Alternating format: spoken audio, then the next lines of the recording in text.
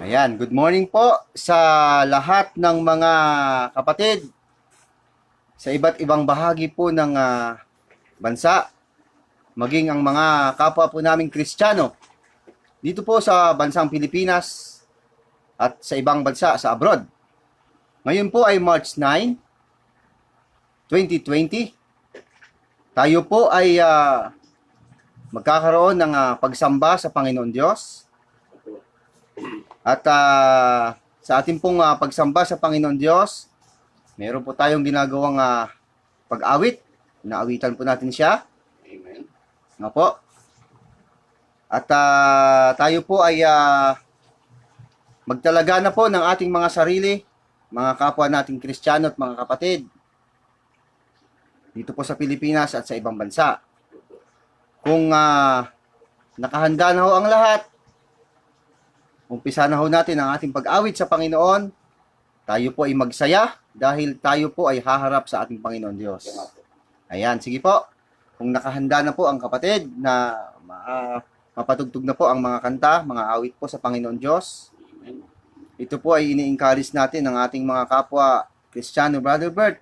Ito po ay kagalingan ng ating mga sakit at karamdaman, ang pag-awit at pag-alay ng papuri at pasasalamat sa ating Panginoon Diyos na lumikha sa ating lahat. Okay, sige po.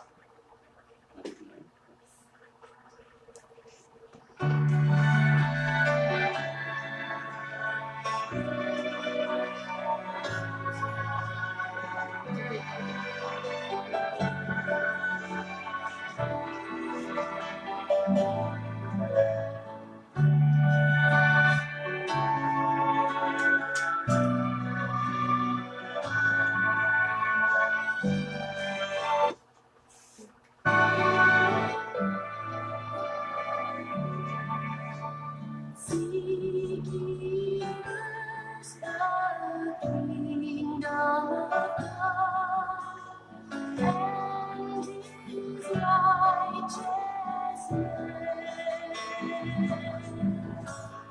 and all these things shall be added unto you. Hallelujah, hallelujah. And shall not leave thy praise alone, but thy every word that proceeds from the mouth of thy Lord. Hallelujah, hallelujah.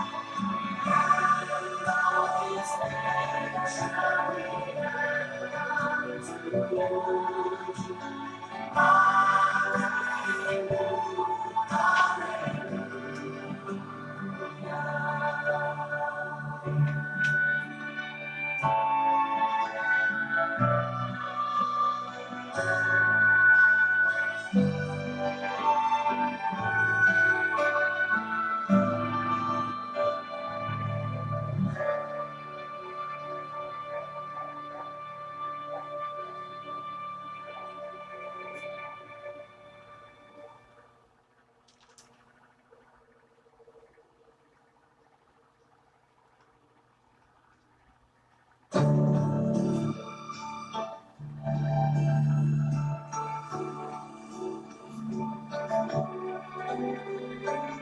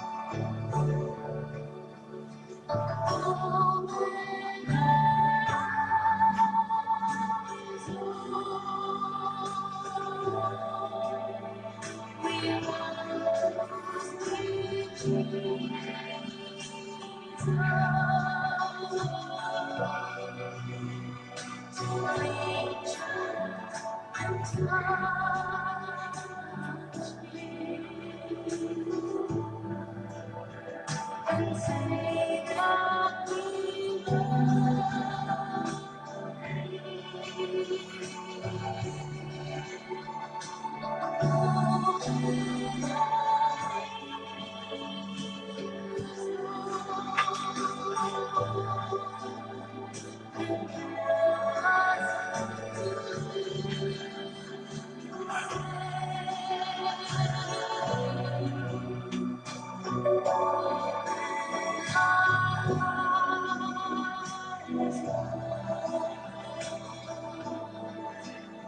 love we want to see Jesus.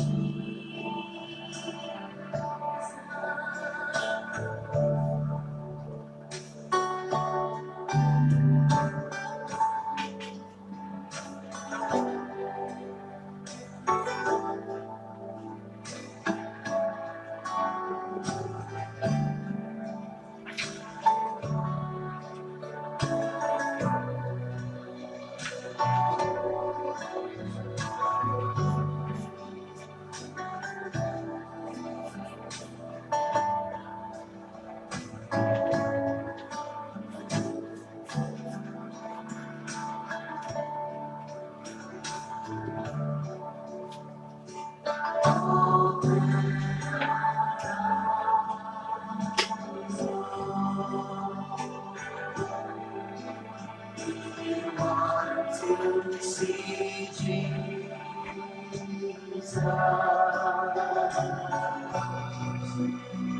to reach out and touch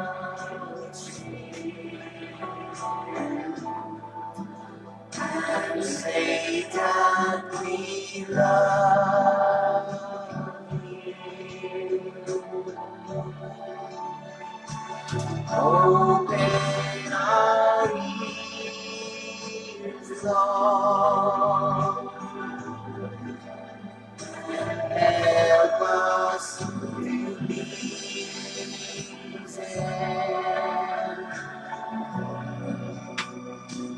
Open our eyes, Lord. We want to see Jesus.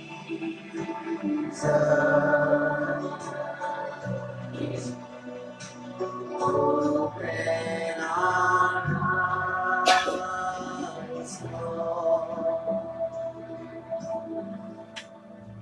We want to see Jesus.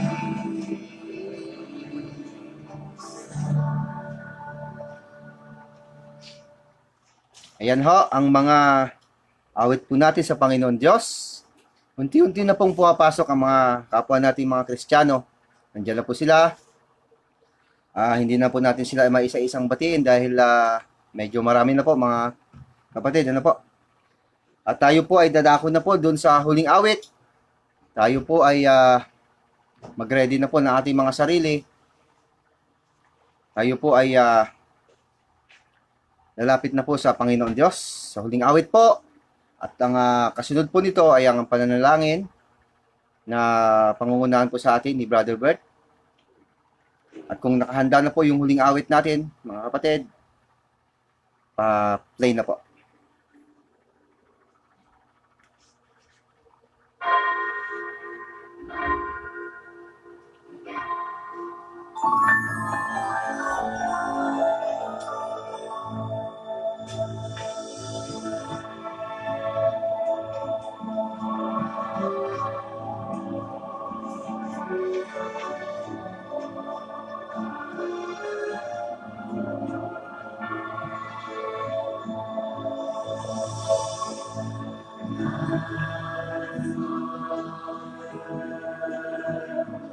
which are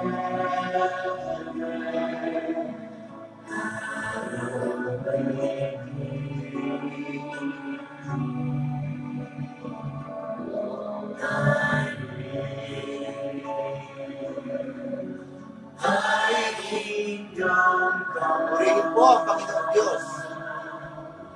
Thy will be done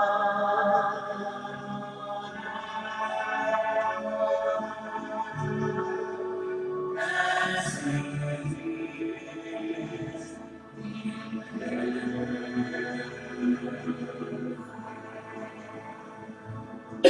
Give us this day our daily bread, and forgive us our debts as we forgive our debtors.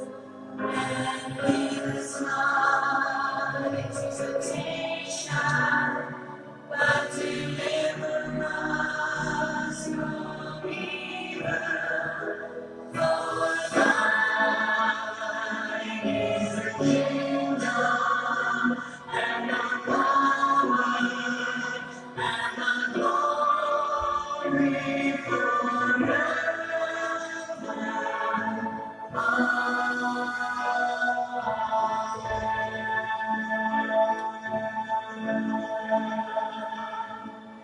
Give us this day our daily bread, and forgive us our debts as we forgive our debtors.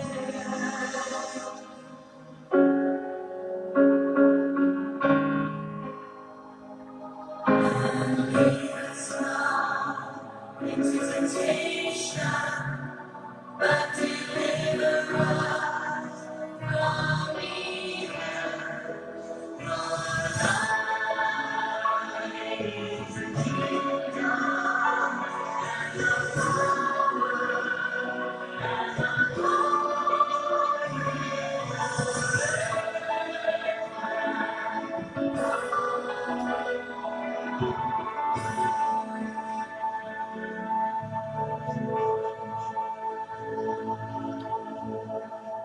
Manalangin na po. Manalangin na. Manalangin po tayo mga kapatid.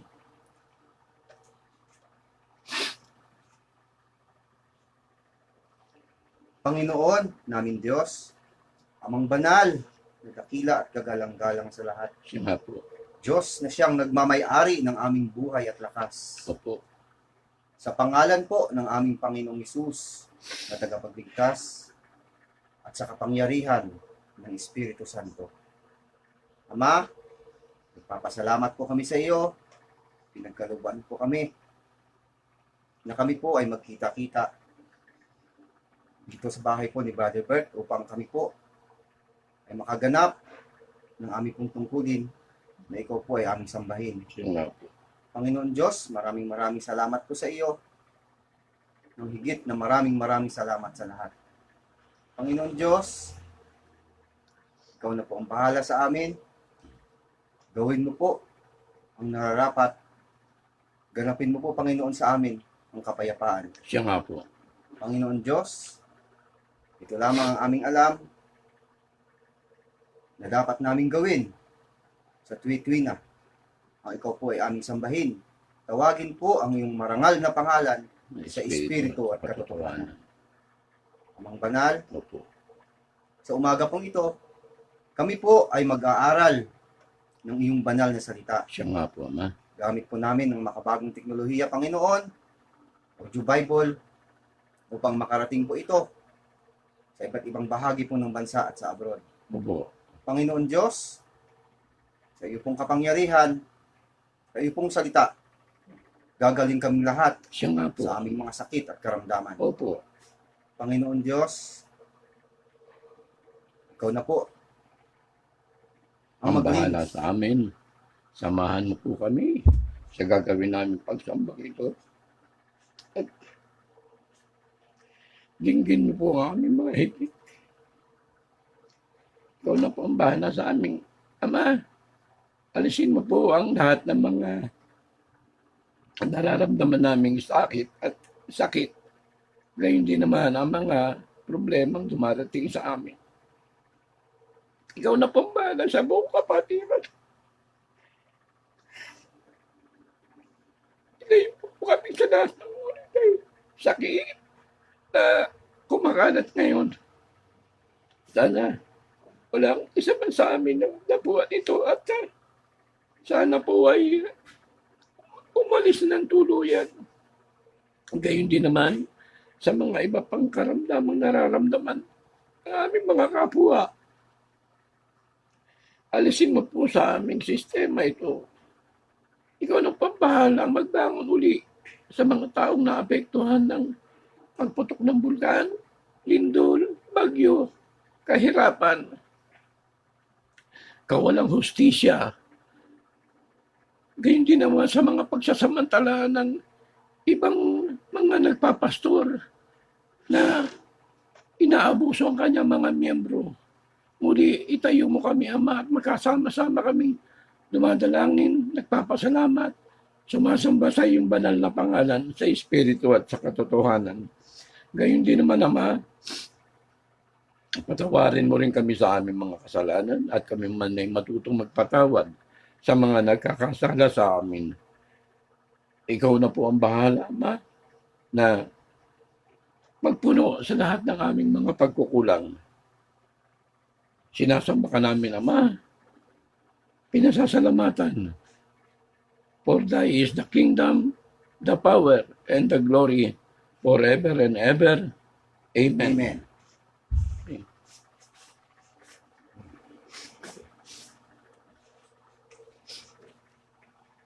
Balik po tayo mga kapatid, mga kapwa Kristiyano, na marami na po silang pumapasok sa atin na sa Facebook Live. At tayo po ay nagpapasalamat po sa ating Panginoon Diyos. At siya po ay patuloy na nagbibigay sa atin ng buhay at lakas. Yan lang naman po ang ating tanging maibabayad sa lahat ng mga kabutihan na ipinagkaloob sa atin ng Panginoon Diyos. Mga kapatid, tayo po ay mag-aaral ng mga salita ng Panginoon Diyos sa umagang ito. Kung inyo pa pong natatandaan, yung ating pong mga nakaraang pang pinag-aralan, mga ibinalita po sa lahat ng mga tao, itong salita ng Panginoon Diyos. Ito pong ating pag-aaral nito, mga kapatid, mga kapwa Kristiyano, ito po ay may pattern. Para po masakaalaman po ng lahat, may pattern po ito. Ito po ay chronological. Ito po ay sunod-sunod na pag-aaral, mga nilalaman ng Biblia. Hindi po tayo putol-putol, hindi po ito pitas-pitas, kundi ito po ay sunod-sunod base po sa buong istorya ng pangyayari, kaganapan nung ang ating Panginoong Hesus ay nagkatawang tao. Kung inyo pong matatandaan, ang ating pong unang pinag-aralan, yung propesiya, yung hula sa ating Panginoong Hesus, doon po sa 1:1, yung ang berbo po na darating sa atin sa sanlibutan. Siya ang berbo, at ang berbo ay sumasa Diyos, at ang berbo ay Diyos. Meron pa po kasunod ng mga sulat yon na dapat nating may review rin sa ating mga sarili. Kaya mag-review tayo uli mga kapatid. Kung mayroon po kayong mga ballpen dyan, para meron din po kayong idea kung paano po ito kinukuha yung talata ng Biblia at saan tayo magsisimula, saan tayo magtatapos. Ano po? Yung una po natin pinag-aralan, yung prehistory of Jesus Christ. Ano po? Yung kanya pong yung propesiya po, yung hula na siya po ay darating. Yan po ay mababasa sa 1:1 hanggang 18. Ayan. Yun po yung propesiya kay Jesus Christ. Siya po ay Berbo. At pagkatapos, binanggit din po doon sa buong talata na yan, buong istorya na yan, si Juan Bautista. Ang kasunod po natin na pinag-aralan, yung mga introduction po ni Jesus Christ, dedication para kay Juan Bautista. Yan naman po ay nakasulat sa Lucas 1:1 hanggang 4.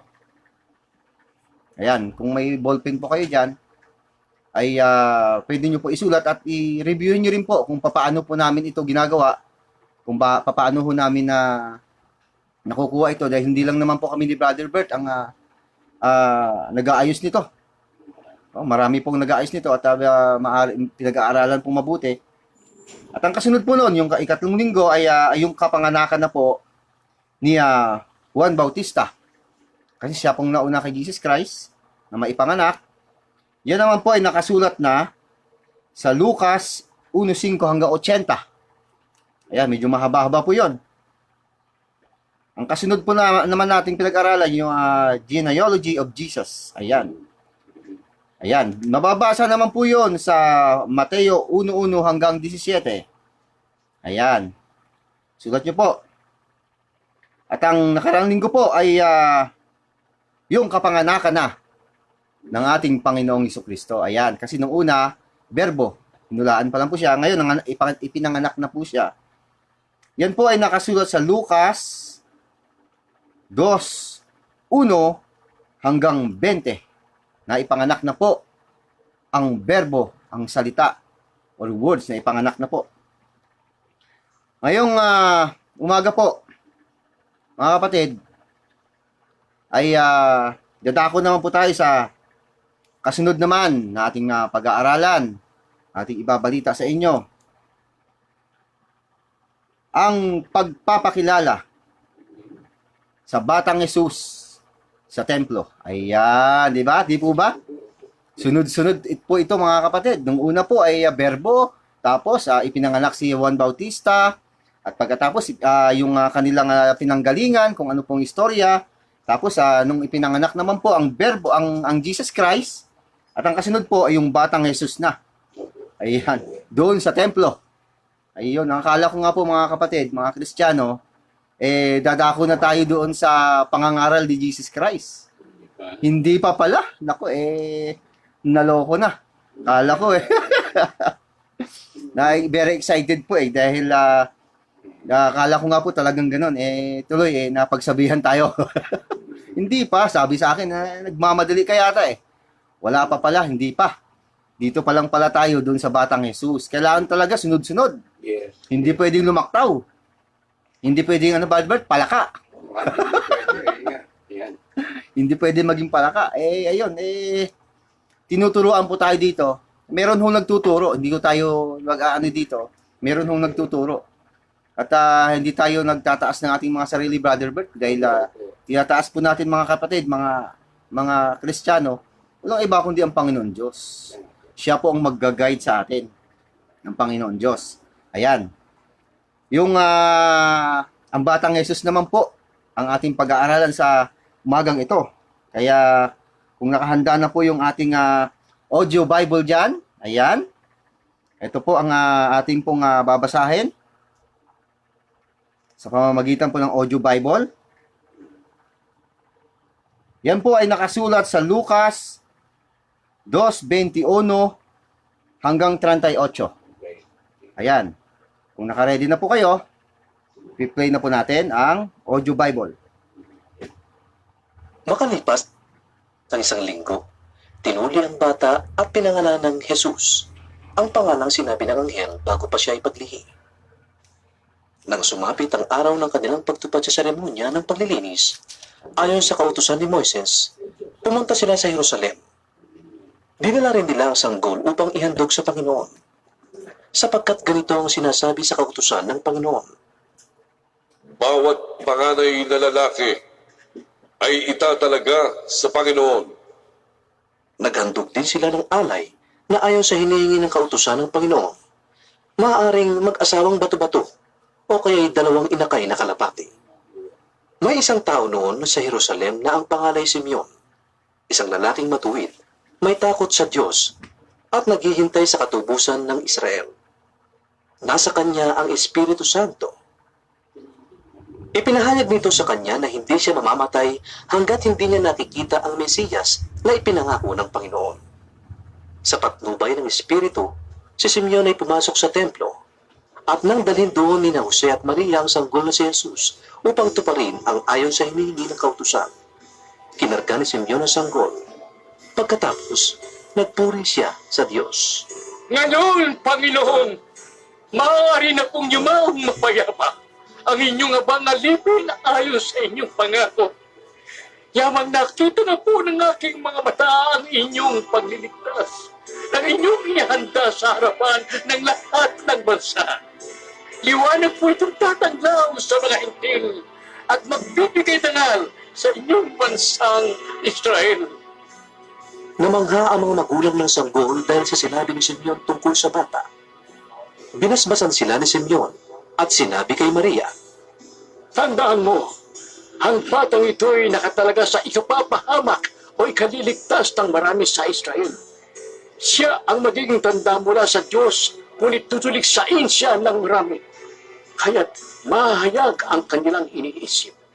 Dahil diyan, ikaw ay magdaranas ng matinding kapigatiang parang isang patalim na ikinarak sa iyong puso.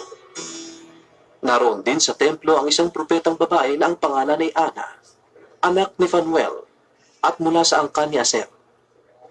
Siya ay napakatanda na. 7 taon pa lamang silang nagsasama ng kanyang asawa na siya ay mabiyuda. At ngayon siya ay 84 na taon na.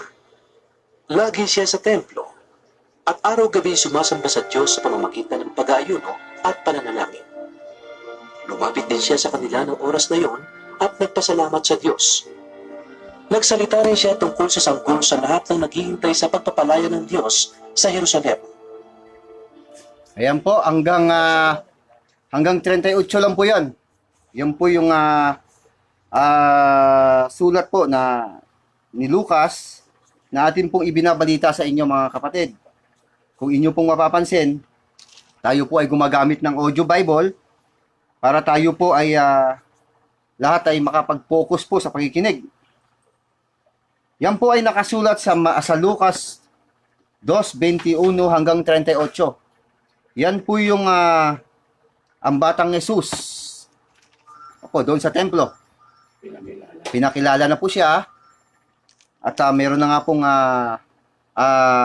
mga propeta, no? Mga naghanap sa kanya, sila Simeon. Ngayon po, mga kapatid,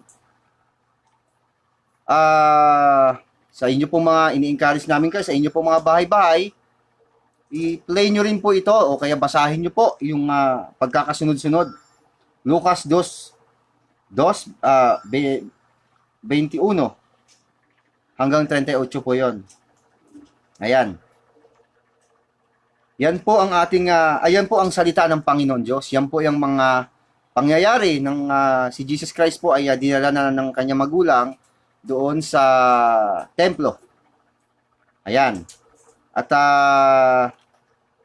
yun po mga kapatid, sa lahat po ng mga Kristiyano na nakikinig at mga ibalita nyo rin po ito, yung ganitong pamamaraan ng pagbabalita ng salita ng Diyos. Dahil ito po ay ito ay sunod-sunod na nakasulat na hindi po tayo tatalon-talon. At pagkatapos ng mga kapatid, meron pong sasabihin sa atin si Brother Bert, meron pa po tayo mga kapatid na pakikinggan uli. Meron pa po pagkatapos po ninyo. Yan naman po ang pagkatapos po ng pangyayaring yon, yan naman po ang pag-alis nila Jesus Christ at sa kanyang mga magulang papuntang Ehipto. Opo, ang pagtakas po. Ayan, tandaan po natin mga kapatid, ang pagtakas po ng Sige po, may sasabihin po si Brother Bert. Ayan.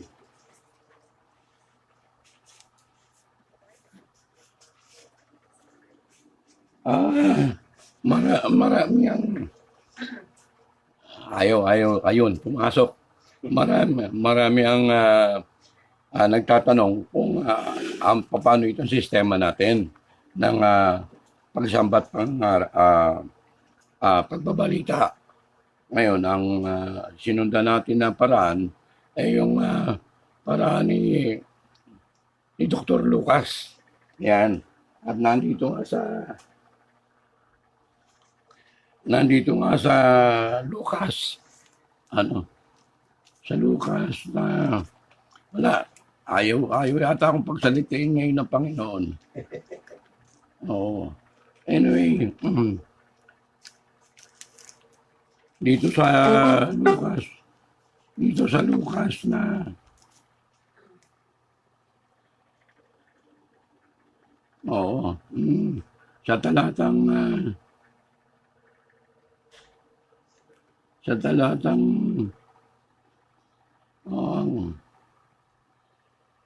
yung unang tinutukoy na sunod-sunod. Opo, ay sa Lucas po 1.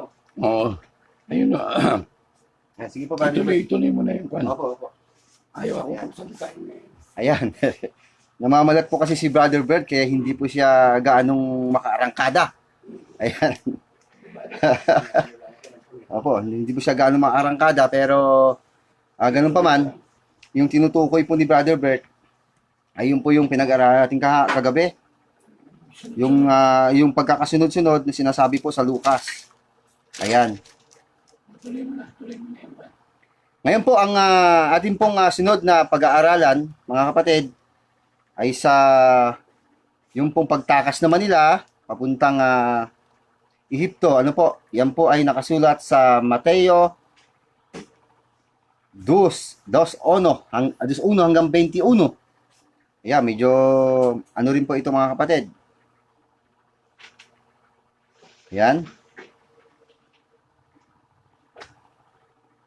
Ikalawang kabanata. Panahon ng paghahari ni Herodes nang isilang si Jesus sa Bethlehem, isang bayan sa lalawigan ng Judea.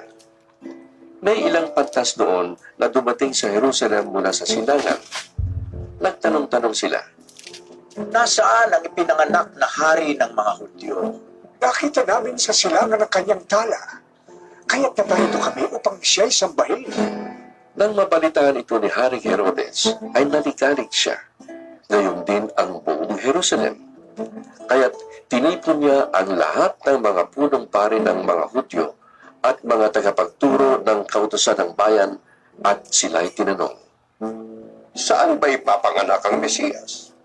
Sa Bethlehem na nasa Judea po, Tugon nila, sapagkat ganito po ang isinulat ng propeta. Ikaw, Bethlehem, sa lupay ng Juda, ay hindi pinakahamak sa mga pangunahing bayan ng Juda, sapagkat sa iyo magmumula ang isang pinuno na mamamahala sa aking bayan Israel. panihim na ipinatawag ni Herodes ang mga pantas at inusisa kung kailan lumitaw ang tala. Pagkatapos, sila ay pinapunta niya sa Bethlehem na ganito ang bilin. Hanapin ninyong mabuti ang sanggol. Kapag nakita niyo siya, ipagbigay alam ninyo sa akin, upang ako malay makasamba rin sa kanya. Pagkarinig sa bilin ng hari, ay lumakad na nga ang mga pantas. Ganun na lamang ang kanilang tuwa nang makita nilang muli ang talang nakita nila sa silangan. Pinangunahan sila nito hanggang sa tumigil ito sa tapat ng kinaroroonan ng bata. Pagpasok sa bahay, nakita nila ang bata sa piling ni Maria na kanyang ina. Nagpatira pa sila at sumamba sa bata. Binuksan nila ang kanilang mga sisidlan at inihandog sa kanya ang dala nilang ginto, insenso at mira. Nang sila'y papauwi na, nakatanggap sila ng babala sa pamamagitan ng panaginip na huwag nang bumalik kay Herodes, kaya't nag-iba na sila ng daan. Pagkaalis ng mga pantas, nagpakita kay Jose sa panaginip ang isang anghel ng Panginoon. Sinabi nito sa kanya, Bumangon ka't dalhin mo agad sa Ehipto ang magina. Hahanapin ni Herodes ang bata upang patayin. Kaya huwag kang aalis doon hanggat hindi ko sinasabi sa iyo. Dali-daling bumangon si Jose. Ayan po, yung ating pong napakinggan sa uling talata po ay 21. Yan po yung paraan, yung ang kaganapan ng pagtakas po nila pumunta sila sa Israel. Kasama po nila ang Panginoon Diyos, mga kapatid. Sinamahan po sila ng anghel at binabalitaan sila yung kaganapan. Yan po yung ating napag-aralan to sa umagang ito, mga kapatid. Yung unang-una, yung ang Panginoong Hesus sa templo, kasama ang kanyang mga magulang, at ang kasunod po nun ay ang pagpunta nila sa Ehipto dahil hinahanap na nga po ni Herodes yung mga bata at pinapapatay na dahil takot po siya na siya ay maagawan po ng pwesto bilang hari. Ayan. Tayo po sa umagang ito, mga kapatid, mga Kristiyano, ay magpasalamat po tayo sa Panginoon Diyos na tayo po ay binigyan niya ng pagkakataon na makapakinig ng kanyang mga salita. Sunod-sunod po ito, mga kapatid, hindi po tayo patalon-talon. Ini-stop po natin yon kasi mayroon pong karugtong yon sa mga susunod naman na linggo. Basta lagi po natin tatandaan, kung maisulat po natin sa ating kung may ballpen po tayo dyan, sulat po natin yung mga talata na ating pong ginawang pag-aaral sa umagang ito. Si Brother Bert po kasi ay medyo masakit talaga ang lalamunan dahil may sipon. At ayun, hindi po siya makaarangkada. Gustong-gusto man magsalita, hindi po makapagsalita si Brother Bert. Kaya sa umagang ito, mga kapatid, kung tayo po ba ay nahihirapan sa ating pagsamba sa Panginoon Diyos, di ba? Dali-dali lang naman. Di po ba? Hindi ho kagaya ng mga nagpapanggap na mga mangangaral daw sila. Papanggap na sila po ay pastor. Papanggap na kung ano man sila, ang tawag sa kanila, lumalabas po, pinapahirapan nila yung mga tao sa kanilang ginagawa. Dahil sila daw po ay mangangaral. Tulad po, may nagpahayag po kahit saan, sila po ay mangangaral. Pero ang pangangaral po na ginagawa nila ay pagpapahirap sa mga tao. Dahil maya-maya ang konti, meron na po silang ilalagay na sobre at lagayan ng pera, lagayan po ng hulugan ng pera, at inaaral nila yung ikasampung bahagi, na kung saan hindi naman po yun po pwede. Opo, voluntary pero nag-uutos na ikasampung bahagi. Kaya meron pong pandaraya. Gawon din po ang iba pang mga tagapagturo. Kung inyo pong makapansin, mga kapwa Kristiyano, tayo po ay mag-aaral ng mga salita ng Panginoon Diyos at sinusunurin po natin to hanggang sa matapos natin. Dito po, ni-encourage namin kayo uli na lalo na sa panahon ngayon, hindi lang po Pilipinas ang nakakaranas ng malaking problema, kundi ang buong daigdig.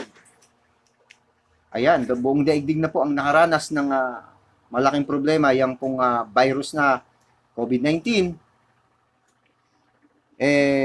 Hanggang sa ngayon po ay wala pa ring gamot na natutuklasan para panlunas doon sa sakit na virus at marami na pong namamatay. At saka ang dapat po natin gawin, yung ating pong programa, yun po ang panlunas natin dyan sa mga ganyang klaseng sakit at karamdaman. Kahit gaano man yan kalala, gaano man yan kabangis na virus na yan, hindi po yan magwawagi. Kapag kayo ay nagpapatugtog ng mga worship song sa Panginoon, makapangyarihan po yun ganun din po, gawin din po ninyo na kayo ay magpatugtog din ng audio Bible sa inyong bahay. Tama po yung sinabi ni Brother Richard Evangelista dati, no? Ang sabi po niya, habang siya po ay naglilinis ng kanilang bahay, ayan po si Brother Richard, nandiyan po, Brother Bert, pinapatugtog niya, nagpapatugtog siya ng audio Bible. Yes. Kaya maging ang kanyang mga kasama sa bahay, mga kapitbahay, kung nakakarinig, makakatawag yun ng pansin sa mga kapitbahay at salita ng Diyos kasi yun nakasulat po yun na ang salita ng Diyos ay buhay, mabisa, matalas kaysa aliman tabak na may 2 talim. Di po ba? Doon lang tayo sa salita ng Panginoon at hindi natin sinasabi na huwag tayong matakot doon sa coronavirus dahil may nagsasabi po, Brother Bert, at mga kapatid, mga Kristiyano, na huwag daw katakutan. Pumitas kasi siya ng salata na hindi daw tayo binigyan ng katakutan. Naku po, naloko na. Opo, iba po yun hindi natin sinasabi na mga ganung bagay dahil parang naghahamon po yun sinusubukan natin ng Panginoon Diyos. Ang gagawin natin, tinuruan naman tayo na tayo ay sumampalataya sa ating Panginoon Diyos. Ibalita ang salita ng Diyos. Ayan. Paano tayo magbalita?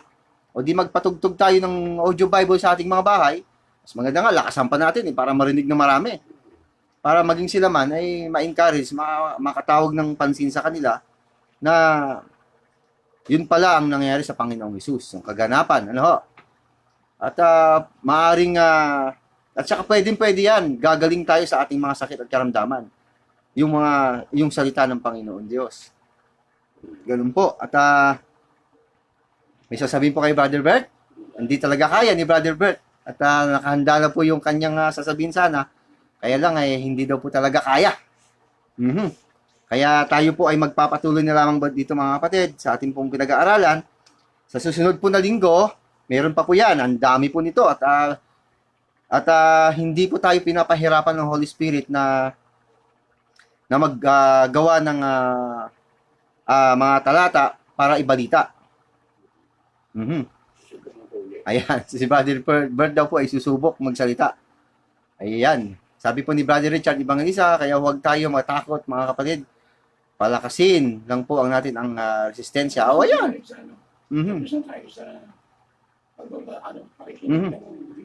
Tapos na po tayo, Brother Bert.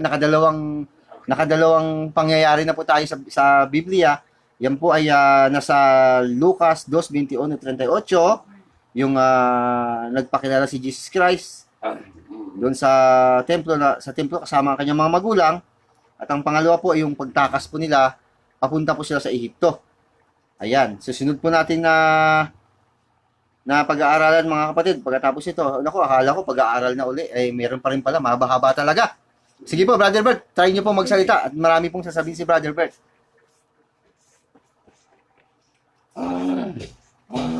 Ayaw ba? Ayaw. Anyway, paano ba to? Ayaw Pakiabot mo na yung kape. Ayan. Ayan. Ayaw. Kanina pag nandun buo, pag nandito basag. Anyway, mga ayaw talaga mga ayaw talaga. Ayaw talaga, Brother Bert, huwag niyo na pipilitin. Mga kapatid, ayaw talaga. Ayaw talaga Ayan. Hindi talaga, kahit anong gawin ni Brother Bert, ayaw talaga siya pagsalitain. Ayan, hindi sabi po ni Brother Eric Muico, kaya gusto ko po kayo mag-ano din po kayo ng mga talata, mga kapatid. Sabi po ni Brother Eric Muico, hindi na mahirap magsamba sa Diyos. Nandito na ang FB Live at YouTube Live. Hindi gaya ni Bes na kailangan talaga pumunta sa palit. Personal ginawang kawawa at pinapagod ang mga members ni Bes. Ayan, naloko na. Opo, ganun nga po yon dahil sinabi mo naman po ng ating Panginoong Hesus yan sa 11. 28, 29, kung inyo pong mababasa dyan mga kapatid na nag-i-invite po ang ating Panginoong Hesus sa 28, sa 28 po Mateo 11:28. Magsiparito sa akin, kayong lahat na nangagpapagal at nagbibigat ang lubha, at kay aking pagpapahingayin, pasanin ninyo ang aking pamatok, at mag-aral kayo sa akin. Ito nga po yung ginagawa natin na lumalapit tayo sa Panginoon at nag-aaral tayo sa Kanya, yung Kanyang salita. Sapagkat ako'y maamo at mapagpakumbabang puso at masusumpungan ninyo ang kapahingahan ng iyong mga kaluluwa. Sapagkat malambot ang aking pamatok at magaan ang aking pasan. Ayan. Medyo ano na po maano na yung ang mata natin mga kapatid. Ayan, ganun po. Tama po yun, Brother Eric Moico, mga kapatid. Hindi na po tayo mahihirapan pa sa pagsamba sa ating Panginoon Diyos. Bakit? Andito na po ang Bible nakasulat na Bakit pa natin kailangan pa ng pastor, mangangaral, para sila ang magturo sa atin, mag-aral? Bakit? Hindi ba na ipangaral na yan? Bakit sila ang magpapaliwanag sa atin? Bakit? Hindi ba na ipangaral yan noon? Kumpleto na po yan Naipangaral na yan. Wala na pong lihim yan. Babasahin na lang natin. Kung medyo hirap tayo magbasa, pwede naman tayo mag-audio Bible. Pag-aralan natin mabuti. At hindi tayo maloloko ng mga pastor na yan at mga mangangaral. Dahil sa dulon-dulon yan, maglalagay yan ng mga project. Ayan, mga project na kung ano-anong project. At pagkatapos niyan mag-iipon na ng pera. At pagkatapos niyan ayun na, mayaman na. Marami na silang pera dahil sa salita ng Diyos. At kinalakal po, yun po yung hula po sa Biblia na kinakalakal nila ang salita ng Diyos. Ngayon, babalita ko lang po sa inyo na ang kinakatwiran ng mga pastor, mga ngaral, kaya daw sila naglilikom ng pera. Ang katwiran nila dyan, yung kanilang pang chuchubibo, ay para daw po yan sa pangangaral ng salita ng Diyos. Meron akong tanong, bakit? Hindi pa ba na ipangaral ang salita ng Diyos? Bakit nila ipapangaral? Naipangaral na po yan Tapos na pong ipangaral yan. Wala na rin pong hiwaga. Ayan, sinabi na, si Kristo na po ang hiwaga Nandyan siya, na-explain na po niya yan Di po ba? Kaya, lagi natin sinasabi, doon lang tayo sa nakasulat. Kung ano po nakasulat, doon tayo sa nakasulat, doon tayo bumatay, huwag tayo lalagpas, huwag tayong, sabi nga po ng isang mangaral huwag kayong hihigit sa bagay na nasusulat. Doon siya tumama. Pero siya naman ay siya naman po ay lumalagpas. Dahil ito nga po, Brother Bert, mga kapatid, mga Kristiyano, meron pong tropa niya na pumasok na naman tungkol doon sa ating sinasabi na magpatugtog ng mga worship song para sa Panginoon, para yung ating mga espiritu at kaluluwa ay sumigla. No? Sumigla dahil ang pinag-uusapan po yung Panginoon Diyos. Pag masigla katawan, masigla espiritu, masigla ang katawan, at ang sakit at karamdaman, hindi lalapit yan dyan. Tandaan po natin mga kapatid, ulitin ko po. Yung nga po si Jesus Christ, inutusan nga po niya yung 72 na magpagaling. Sabi nung mag-report na, ano pong sinabi nung mga inutusan, pati daw mga demonyo sumusuko sa kanila sa pangalan ni Jesus. Sino ba si Jesus Christ? Di ba yan yung salita? Ayan, hindi na po kailangan ng KBP. Ayan. Hindi po tayo kolorong dahil tayo po ay tagapagbalita lang ng salita ng Diyos. Ano naman po yan Lahat po pwede. Kahit po kayo dyan, pwede po kayo magbalita. Ayan. Sabi po ni Brother Eric Moico, uminom po kayo, Bert, ng mainit na salabat. Gamot sa sore throat. Ayan. Salamat po, Brother Eric. Ngayon, hallelujah. Ayan. Inaasikaso na kagad. Ganun kabilis, ano? Ngayon. Ayan. Tayo po, mga kapatid, mga Kristiyano, tayo po ay, sabi ko nga palagi, ang Kristiyano, nagre-relax na lang yan. Dahil Kristiyano ka na Nagre-relax ka na, kalmado ka na. Bakit kalmado ang Kristiyano? Hindi na po yan dapat nabibigatan. Paglapit sa Panginoon Diyos, kailangan mo pang pumunta sa ganito, pumunta sa ganyan, na pagkalayo-layo. Ganun pala ang paglapit sa Panginoon Diyos. Na pumunta ka sa ganito, pumunta ka sa ganyan, napakalayo. Meron na pong mga ngayon meron na tayong mga Biblia kahit ng ating mga anak, mga mahal sa buhay.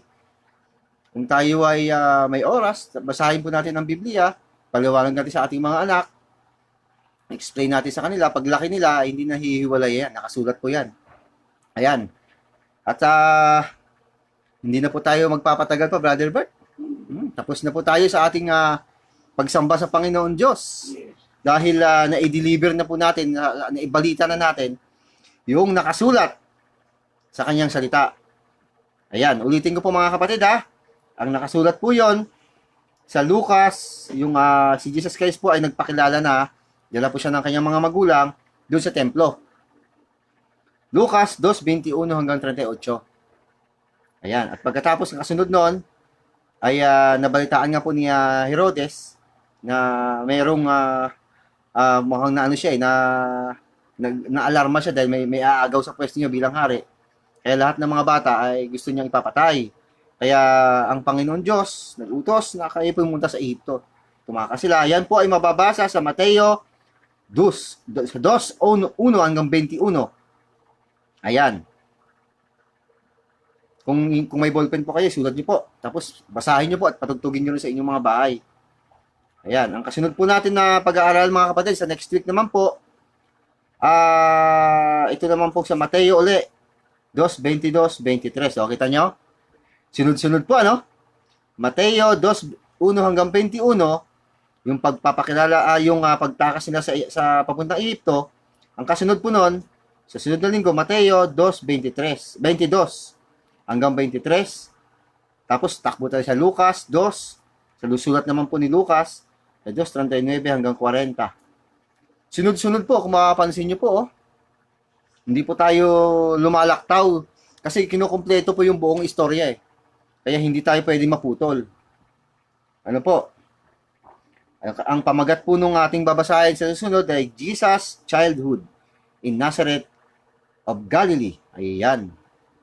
Medyo nakaka-excite po kasi ako po parang ang niisip ko agad sa pangangaral ni Jesus Christ tayo magdadako, hindi pa pala. Ang dami pa pala nito. Kala ko po tuloy na pagalitan tayo. Nagmamadali ka ba? Wala pa pala. Ayun. Sige po mga kapatid. Hanggang dito po ang ating, andyan po si Sioli Valdez. Sioli, good morning po. Hanggang dito lamang po ang ating pagsamba sa Panginoon Diyos. Sa umagang ito, loobin po na tayo po ay bigyan pa ng pagkakataon, bigyan tayo ng karapatan ng ating Panginoon Diyos na siya po ay ating tawagin. Ayan. Sa Wednesday po, mayroon tayong programa, Brother Bert. Mga tinig sa ilang. Tapos Sabado, mukhang magre-regular na tayo tuwing Miyerkules, ng programa natin. At dahil kailangan talaga, kung yung sa panahon natin ngayon, talaga kailangan natin ang salita ng Panginoon Diyos. Ito po yung gamot wala naman pong gamot, hindi po kailangan ng gamot na panginginig ng kamay at kung ano-ano pa. Ang salita ng Diyos ang gamot sa sakit at karamdaman.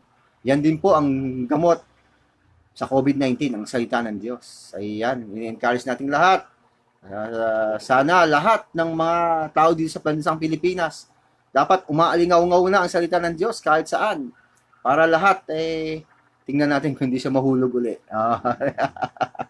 Ayan, hanggang dito lamang po mga kapatid. Yung ating pong pagsamba sa Panginoon Diyos. Kami po dito pa sa bahay ni Brother Bert, kami po ay mag-aabol yan. Ito po ay walang pilitan, wala pong kung ano po yung laman ng aming mga puso, yun po yung aming ibinibigay. Wala po ditong pilitan, walang 10%, walang ganito, walang ganyan, kung magkano lang po ang aming ibibigay. Ngayon, kayo po dyan sa inyong mga lugar, mag-ipon din po kayo. Lagay nyo po sa sobre. Ayan, lagi pong sinasabi ni Brother Bert, lagay nyo po sa sobre. Huwag nyo pong ipadala. Ipunin nyo lang. Ayan. Ganyan lang po ipunin nyo lang. At pagkatapos, darating ang mga araw, hindi nyo masabi na meron pala kayong tutulungan dyan sa lugar ninyo. O di may mahuhugot kayo. Yan po ang Kristiyano. Naging nakahanda. Halimbawa, sabi ni Jesus Christ, yung nga sa kagabi sa sinabi ni Brother Bert, na may nagtanong kung sino ang kanyang kapatid. Nauuhaw ako, inyo akong binigyan ng tubig na maiinom. Nabilanggo ako, inyo akong dinalaw. Kaya nagtaka ang kanyang mga alagad kung kailan daw siya nabilanggo, kailan daw siya nauuhaw. Ang sabi ng Panginoong Diyos, ni Panginoong Isus, ginawa niyo sa isa sa mga ito, sa akin niyo ginawa. Ayan. Opo, ganyan tayo. At sige po, kami po dito ay dadako din po sa isa pa pong gawain. Kami po mag-aabulo yan. At habang nag-aabuloyan po tayo, mayroon pong nakareading awitin. Ayan. At si Brother Bird po kasi nag-a-attempt pa magsalita. Nararamdaman ko hindi makatiis kailangan talagang nagpa-practice eh. Ayan, sige po mga kapatid, at kami po idadako sa abuluyan po.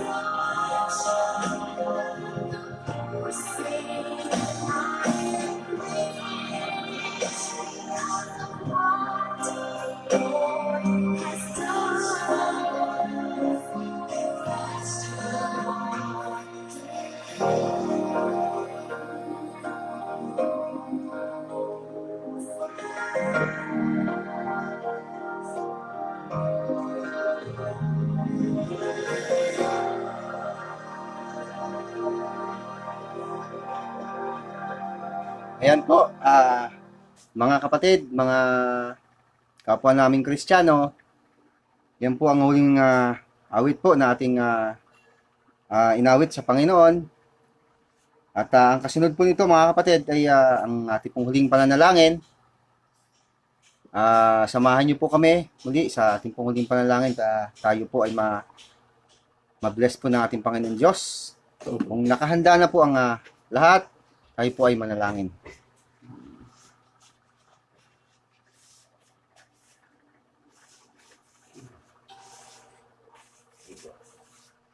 Panginoon, naming Diyos, Amang Banal, na dakila at kagalang-galang sa lahat, sa pangalan po ng aming Panginoong Hesus na tagapagligtas at sa patnubay ng Espiritu Santo. Ama, maraming salamat po sa ipinagkaloob mong pagkakataon na kami po ay makapagdaos ng pananambahan sa iyo. Salamat po, Panginoon, sa kapayapaan na ipinagkaloob mo po. Salamat din po sa salita na iyong pinagkaloob sa amin. Ibinalita po namin ang iyong banal na salita, Panginoon, sa buong mundo. Panginoon, maraming salamat po sa lahat ng mga kabutihan.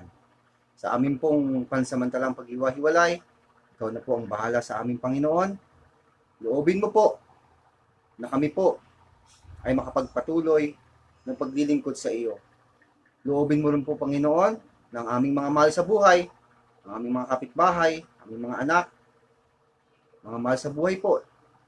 Loobin po, kamag-anak, na kami po, na sila po ay makasama namin sa tunay na paglilingkod sa iyo. Panginoon Diyos, wala na po kaming maraming pang sasabihin sa iyo, Panginoon. Ikaw na po ang bahala sa amin. Loobin mo po na maganap sa amin lahat ang naayon sa iyong banal na kalooban. Amang banal, sumasampalataya po kami sa iyo na iyo na po ipinagkaloob sa amin ng aming mga kailangan. Hindi man po namin mabanggit ng aming mga bibig na ibigay mo na po. Panginoon Diyos, maraming salamat po muli. Salamat po, Diyos, Espiritu Santo, sa pangalan ng aming Panginoong Hesus na tagapagligtas. Amen. Amen.